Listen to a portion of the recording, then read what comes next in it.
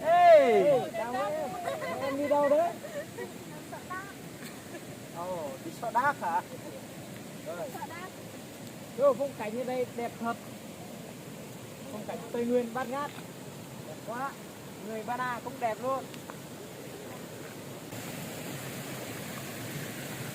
Ê, đang canh đấy.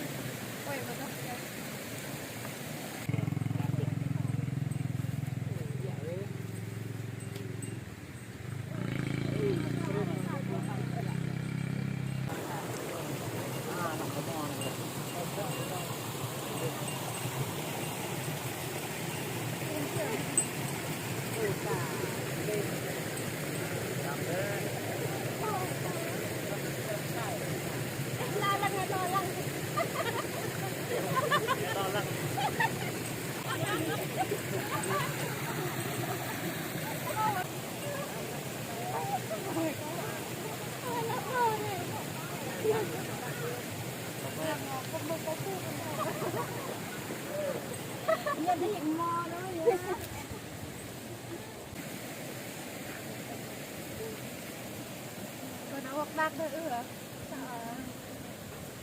Lần nào để ta hồi cho để cho ít rồi. Ồ, phong cảnh tao lưng thế. Ồ, tí cho mình hương này là ở đâu đây? Đi anh ơi.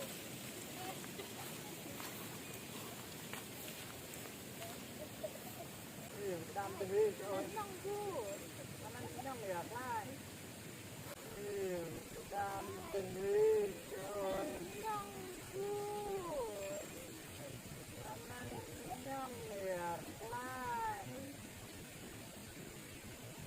Đam tình đi rồi. Đang liệt lại.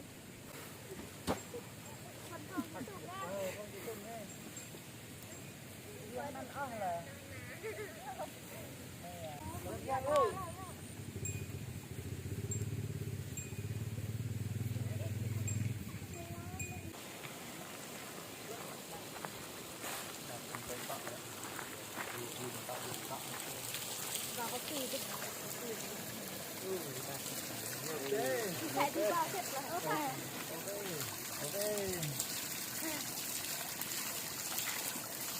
đặt bơm đặt bơm đừng ngợp đấy đừng ngợp đấy đặt bơm không á không ơi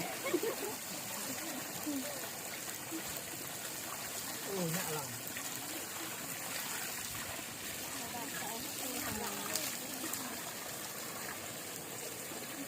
Tôi chọn cho nó nhạ được là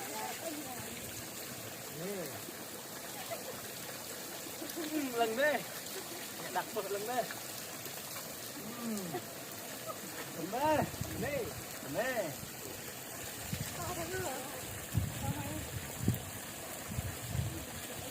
một chân nữa hả? Một chân là chân.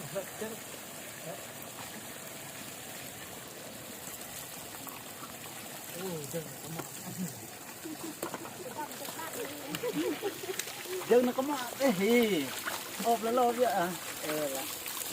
Đặt bơm đặt tôm lần đây đặt tôm đặt bơm lại cái này ra lọ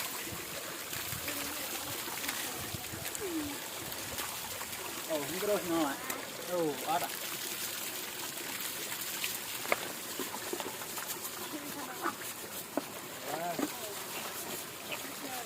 đó kéo nó rắc lấy